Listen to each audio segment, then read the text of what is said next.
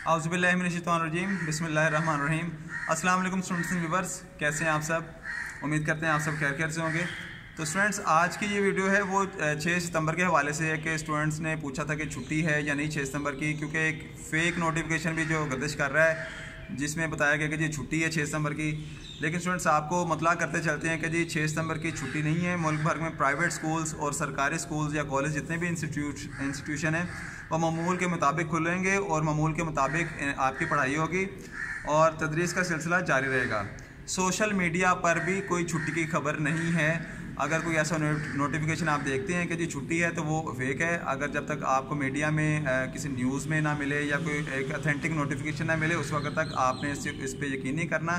लेकिन जो अथेंटिक ज़राए हैं वहाँ से अभी यही पता चला है कि कल 6 सितंबर की छुट्टी नहीं है।